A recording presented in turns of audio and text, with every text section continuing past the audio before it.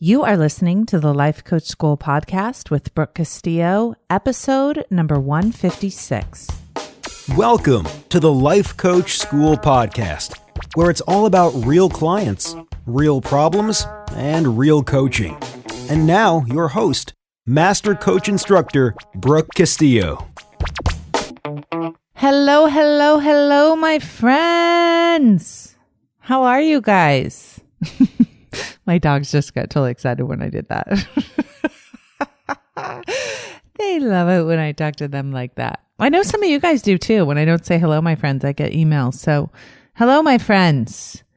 Listen, I just taught the most amazing class within Self-Coaching Scholars. So here's what I want to tell you. If you are not in that group yet, what?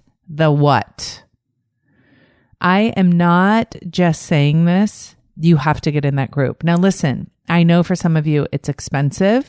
I know that. I'm totally aware of that.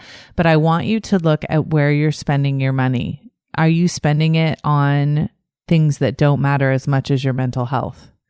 Because I will tell you, there is nothing more important than your mental health. So I know that a lot of you are listening to these podcasts and applying what I'm teaching you, and that's your only option. But if you can, you need to get into Self-Coaching Scholars because it is the best work by far I have ever done in my entire life. And it just keeps getting better in there. We have some amazing people in there. And it's such an honor to work with all of you. Okay, so today we're going to talk about blame. I've been working with a lot of people on this lately, and it's a tough one. And I work with this on myself all the time. But I will tell you that blame is one of the worst things you can do to yourself. It's not about the other person. It's not about the person you're blaming. It's not about the thing you're blaming.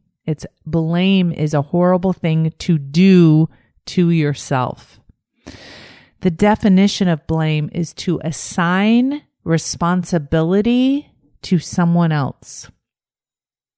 And what most of us are doing is assigning responsibility for how we feel to someone else. So think about the person that you are applying responsibility to. Is that the person you want to delegate your feelings to? Is that the person you want to be in charge of how you feel? I don't think so. I know that for me, the answer is usually no.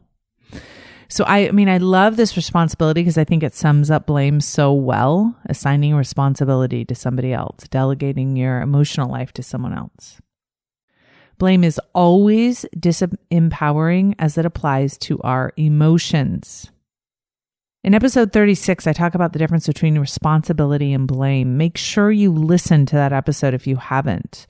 Also, listen to episode 25 on emotional adulthood. One of the worst things about blaming is that it feels good in the instance you're doing it to abdicate responsibility. It feels good in the moment to be able to blame someone else and make them take responsibility for how you feel or for something that happened. But what I want to say is it's also just because it feels good, it's like tasting good. It's like abdicating responsibility for your own empowerment. And it is completely disempowering. It's like someone else is in charge of me. You give all your power away when you do that. And I want you to resist the urge to do that for your own sake. Think of it this way. If someone else is responsible for how I feel, then I have to depend on them if I want to change how I feel. How many of you want to depend on that person that you're blaming for how you feel? Think about it. Your ex-husband, your mother-in-law, your kids, your husband, your boss. Do you want to rely on them and their behavior for how you feel? If you feel terrible, do you want them to change what they're doing in order for you to feel good? Because they're so bad at it. Other people are so bad at making us feel good. Have you noticed that? They just don't behave. They just don't do what we want them to do. It's like I'm the manager of my own life handing out responsibility. And I've chosen the people I like the least to be responsible for when I feel upset, angry, and frustrated. I blame them or assign responsibility to them for my emotions. I watch a lot of people do this with what's going on in the world right now, right? They give credit to people they don't respect for how they're feeling about the world. I promise you, you are the only one responsible for how you feel. Always and forever. It's the best news I have for you. The best news that I have for you. If you blame someone else, if you blame a situation, you have no power. You have to change the person or the situation in order to feel better. And sometimes that's not possible. Now, sometimes it might be appropriate to assign responsibility to someone else for an action, and it's important to distinguish this. So, for example, the person hit me in the face. This person stole my money. This person didn't do their work on time. This person didn't take out the trash.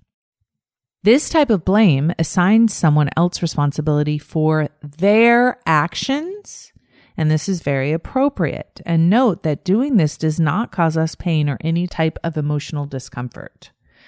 Most of us do not do this very well.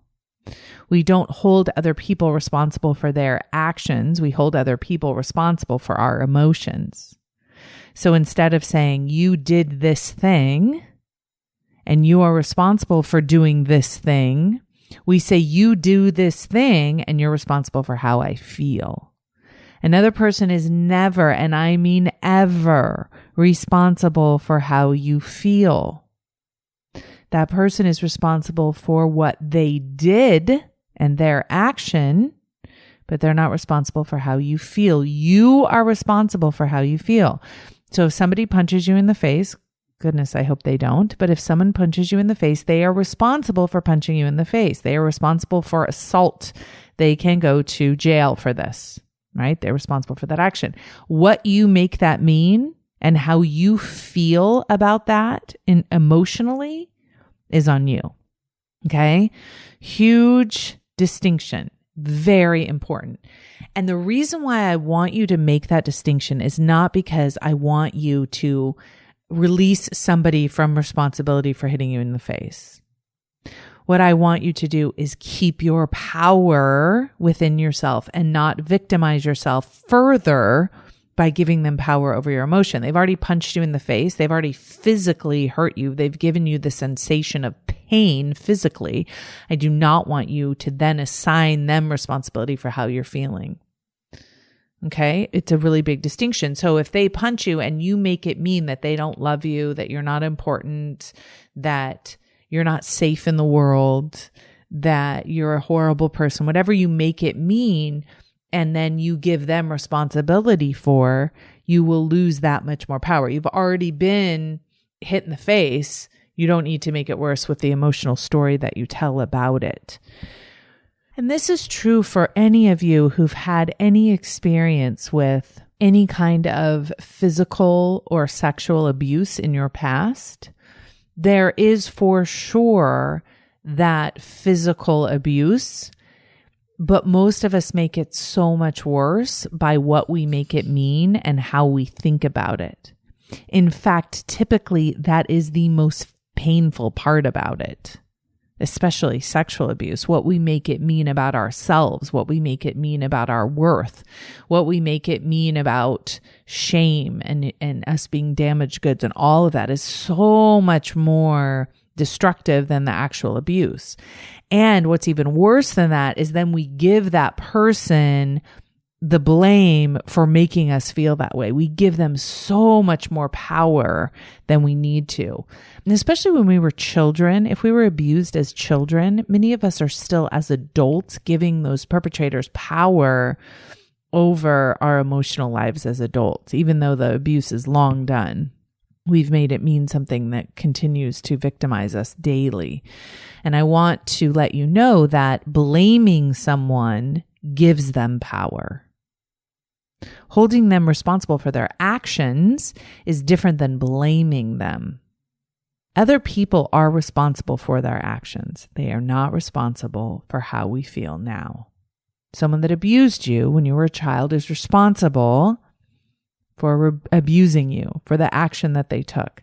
They are not responsible for how you feel about it now. They are not responsible for how you had it affect your life now.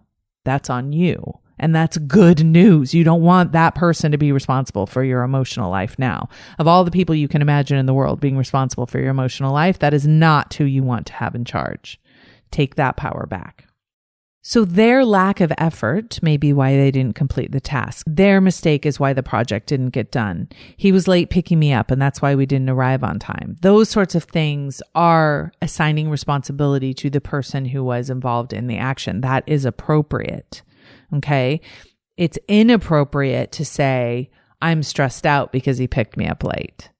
I'm angry because he picked me up late. That's very different. Or I'm angry because they didn't complete the task on time. Your anger is on you. They're responsible for not completing it on time. When blaming extends to how we feel or how we act, that's when we're very confused. No one else is responsible for how we feel. That's our thinking. No one else is responsible for how we act. That's 100% up to us. So let me give you an example of my sons doing this. My sons are teenagers and they like to beat the crap out of each other. And I will say to one of them, hey, please don't hit your brother. And he'll say, well, the reason I hit my brother was because of something that he said.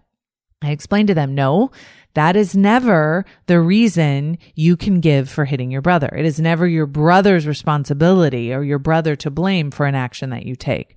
I'm mad because my brother did this, that, and the other thing. No, you're mad because of what you're thinking about what your brother did. Do not give him that much power. It's a really tricky one for most of us because we think, well, I wasn't mad, then he did that, so now I'm mad, so it must be because he did that. Nope, it's because of what you thought about what he did. That's why you feel mad. And again, when I'm talking to my kids, this is very good news because they don't want their brother to be more powerful. So they'll say, I hit him because he hit me. I stole his money because he stole mine. I yelled at him because he didn't finish his work on time. I hate him because he never takes out the trash, yada, yada, yada. These are never true. These are blaming other people and giving them much more power than they have. This is assigning responsibility inappropriately. We are always responsible for our own actions, always. When my son tells me he's being mean because his brother was mean first, I always correct him. He's being mean because of his thoughts and feelings and his actions, not because of his brother. Even more difficult for most people to believe is that no one is ever responsible for how we feel. We always create our own feelings. It may not always seem this way, but it's always true. We can't have a feeling without a thought causing it. This is good news, my friends. Someone might say something to us and it won't bother us. Have you ever had this experience where someone tries to put you down and you're like amused? I told this story in Self-Coaching Scholars where my son was saying I was so extra. He's like, Mom, you're so extra. And I was like, totally agree. And he's like, that is not a compliment, Mom. And I was like, what do you mean? I think it's a great compliment. He's like, no, it's like someone telling you that you're ugly. I'm like, why would anyone ever tell me I'm ugly? That's a horrible thing for someone to say. I'm not ugly, right? So it's like all of these things coming at me were not upsetting me. Whereas someone else might take it very personally and make it mean something and use it as a reason to be upset. I didn't at all, which of course was not the intention of my son. And he was very frustrated. And I proceeded to tell everybody how extra I am. So you have to notice that how can someone say something to you one day and it's upsetting and they could say something else to you and it's not upsetting? Is it that person's fault for saying it or is it your fault for getting upset? And I would like you to take the responsibility for you getting upset because then you have the power to change it. And here's the other thing. How do you explain it when somebody ridicules you and your friend isn't upset and you are? It's the same exact action. How come both of you don't feel the same way? Because of your own thinking. Okay. So other people are assigned responsibility for their actions and other people are assigned responsibility for their feelings. This is the reverse of this, right? So a lot of times we want to take responsibility for how other people feel. We want to say, well, I don't want to not go to their house for dinner because then they'll feel upset. I don't want to not eat what they serve me because then they'll feel upset. I don't want to not go to their party because then they'll be mad at me. Well, you're assigning responsibility for how they feel by what you're doing. Now, that is never the case. They're always responsible for how they feel. So people will say to me when I teach this, people will come up to me and say, well, what you're saying is you don't have to take responsibility for your behavior and you can just treat people terribly and not have to take responsibility for them being upset. And I say, nope, that's not what I teach. I always teach you take responsibility for your behavior. And if you're going to act in a mean, spiteful, terrible way, you're probably coming from a very negative emotion. And I always say you have to take responsibility for your own emotions and your own actions.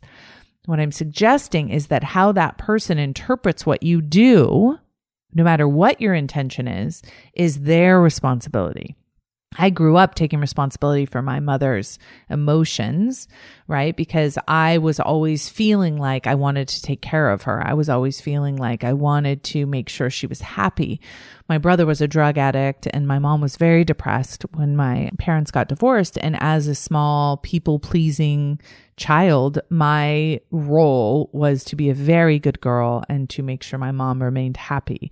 And so I spent a lot of time trying to control her emotions and trying to create a situation where she would be happy. And I took that into my life and really tried to control everyone else's emotions. And I know a lot of you struggle with this as well. You struggle with this idea of being responsible for other people's emotions and this people pleasing so you can be in control of how they feel about you. And that's why I'm always saying people pleasers are liars, because we're always lying so other people will feel better. And we're taking responsibility for other people's feelings. And once we realize that we are never responsible for how they feel, they are always responsible for how they feel. So even if we do something super nice for someone and they feel super happy about it, we are not the one making them happy. They are still the one making themselves happy by what they're thinking. And that's a really important distinction, because a lot of people spend a lot of time trying to make other people happy and get very frustrated that they're ineffective at it.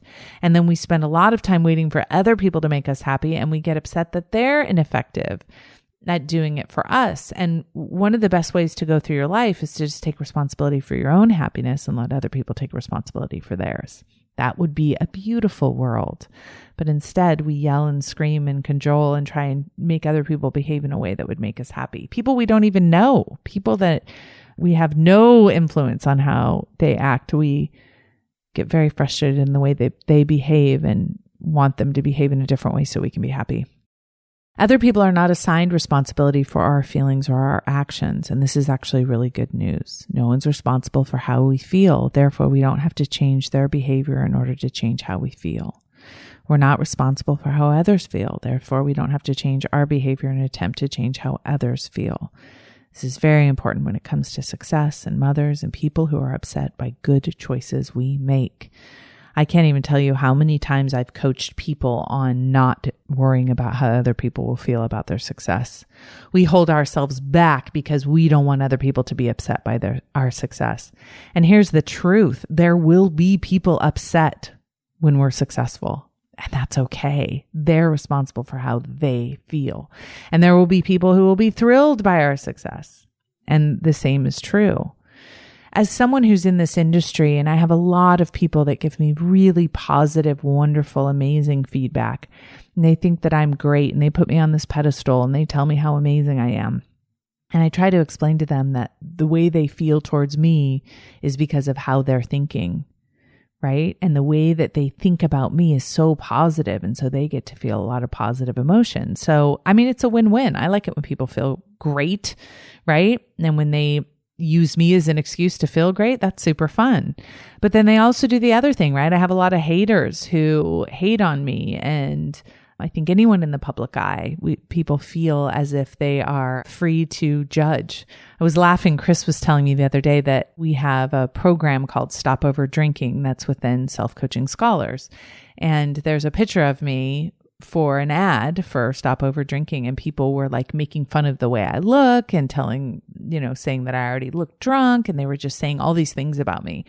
And it was just nice to be in a place where I didn't have to take any of that on. And the same is true when people over exaggerate how amazing or beautiful or astounding I am. I know that that has nothing to do really with me. It has to do with people's thoughts about me. And so I want you guys to really notice when you're blaming other people for how you feel, whether it's good or bad emotion. When are you giving someone else credit? And if you're in Self-Coaching Scholars, you need to go to the podcast workbook and go to page 19. And I want you to go through these 9 questions, and we're going to go through the people in your life who you tend to blame for how you feel. And this will be very powerful because most of us don't even realize that we're doing this. And when you can start taking that power back from the other people in your life and the other things in your life and own responsibility for how you feel, you can start feeling a lot better a lot more of the time. If you're not in Self-Coaching Scholars yet, what are you crazy? Go to thelifecoachschool.com/join and make sure you join up so you can go through this process with us. All right, everyone, have a wonderful, amazing week, and I'll talk to you next week. Make sure you listen to the end of this podcast. I know I've gotten a lot of feedback recently. Karina was telling me that a lot of you are really thrilled to be hearing my coaches teach some of these concepts in their voice because you're able to hear them in a different way. So I want to introduce you guys to Melanie Schmois. She has recorded a really awesome segment for you. And I'm really excited for you guys to learn her perspective and her approach to clean thinking. She's amazing. You're going to love her. Please enjoy. Bye-bye. Hey, if you enjoy listening to this podcast, you have to come check out Self-Coaching Scholars. It's my monthly coaching program where we take all this material and we apply it. We take it to the next level and we study it.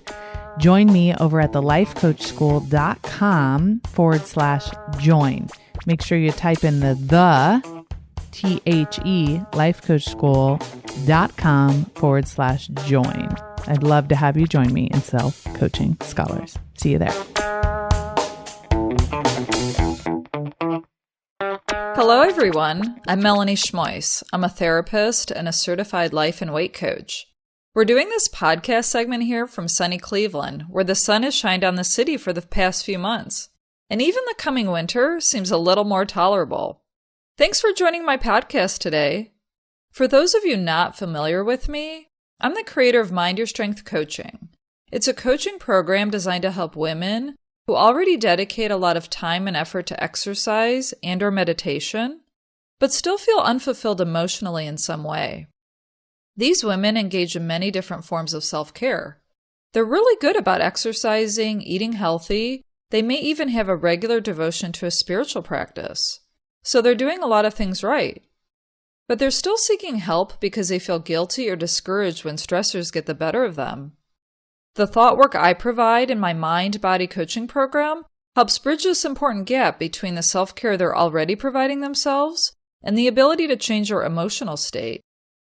My motto is to train your mind as hard as you train your body. Just like with exercise for our bodies, I believe we need to exercise our minds just as much. I help my clients learn and implement tools to improve their mindset. Think of this just like an athlete would train in a gym to gain more physical strength. My intent is to build up that mental muscle, and I'm going to help you do that today. As we know, and as Brooke stresses in her work, the brain is the most important tool on the planet. So managing it is essential to creating the desired results we want in our lives. I've created a practice dedicated to making self-coaching just as routine as traditional exercise. And today I want to talk about some routine examples that pop up daily that still end up negatively triggering us. These events often ruin what was a perfectly fine mood. I will provide you with a 3-step mental routine I have my clients perform. I call it the clean thinking workout, and there's 3 steps to it. So let's dive in, and I want you to practice this at home. Step number 1, write down an event or issue that bothers you. I have my clients complete what we call a thought download, and that's where you just take time to write down anything and everything about this issue that's bugging you. The key here is to write without any sort of judgment. Judging the thoughts will just lead to beating yourself up. And we know that negative emotion does not produce positive outcomes, so no more beatings. When you put things on paper, it often creates more distance, so keep writing. Step 2, separate the facts from the situation that's bugging you from the opinions and thoughts about it. Facts can be proven with factual evidence versus opinions which are open to interpretation. We look at how that added opinion about the event is what actually causes the pain, not the event itself. So look at the evidence. Where's the truth? Is what you're thinking an absolute fact, or is it an opinion, perhaps a biased one? Step 3.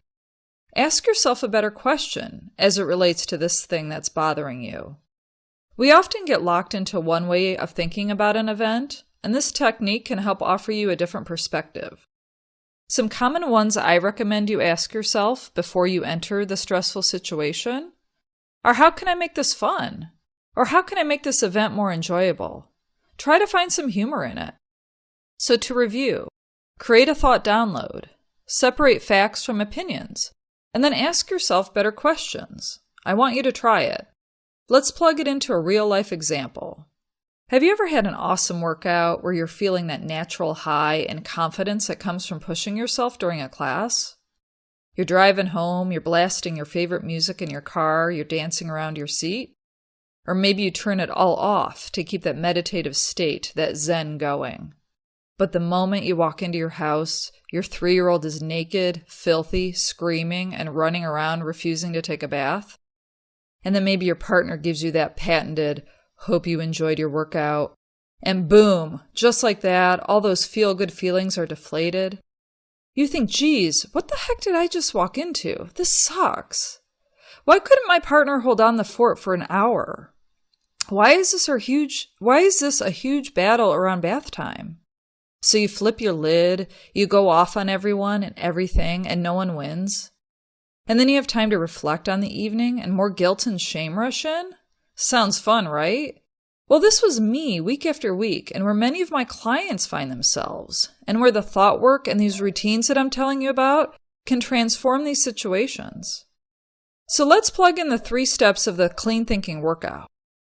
One morning after a similar event, walking into a mini battle zone at home, I completed the thought download and circled the opinions and unhelpful questions I was asking myself over and over again when this would happen.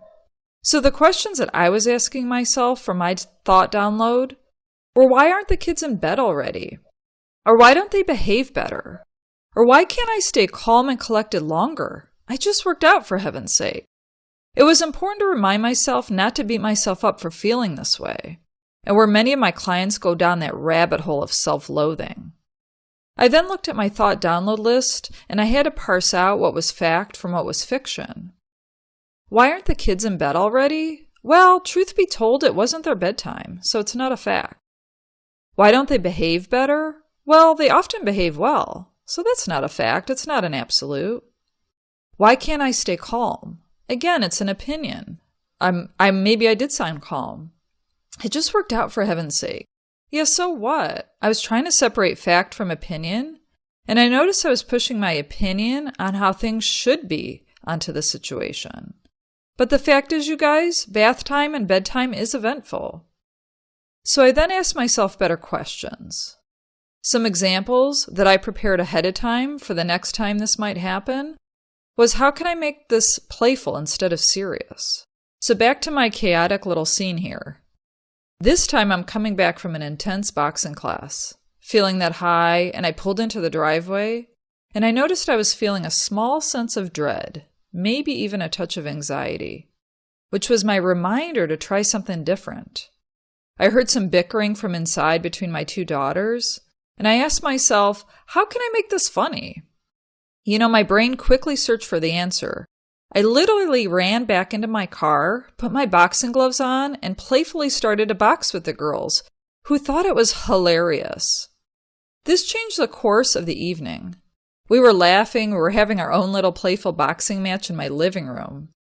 Had I not remembered to ask this question that evening, it would have been a stressful one. So that simple change of saying, how can I make this fun or funny, led to a totally different outcome and less pain. So this is just one lighthearted example of how the clean thinking workout can turn something that was bothersome into something fun. So give it a try. I know that some of you might face a more serious issue, and the goal is to go from painful to tolerable, and that's okay too. Let's review. For this particular clean thinking workout, remember to do the thought download, writing everything and anything you can remember thinking and feeling during that tough time. Be gentle and kind to yourself. Then separate the facts from the story about the situation you're struggling with, noticing where you do add that extra opinion that leads to more suffering.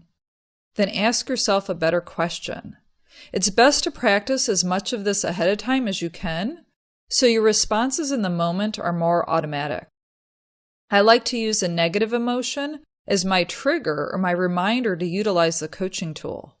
When I was feeling that little bit of dread or anxiety, that was my reminder, try the tool. Just like a personal trainer, as your coach, I have several different mental routines like this designed to be plugged in when something gets the better of you. It really is transformative, but you have to practice it, just like with anything. If nothing else, I urge you listeners to consider mental training to be part of your life, just like you do with movement. In order for me to do it consistently, I had to approach it like I do with exercise, making it a non-negotiable practice in my life.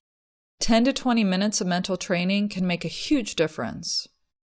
The clients that I've already worked with have told me because of this work, they were able to develop a healthy relationship with food.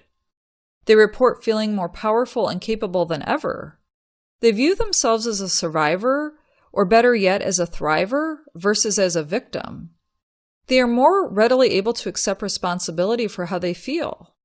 They are able to take control of their life versus life controlling them. And finally, a dear client of mine from New York, Margarita, she told me that she was able to take action to change her bothersome situation while living at peace with her present moment. And it was such a beautiful thing. If any of this is resonating with you, I welcome you to join my Facebook group. It's called Mind Your Strength Coaching. And we, celebrate successes, combat setbacks when it comes to life and weight issues. I also have a fun animated video on my website explaining a powerful weight loss tool that Brooke taught me called the Hunger Scale. My site is mindyourstrength.com. Wishing you all the best out there. Have a great day and keep training your mind as hard as you train your body.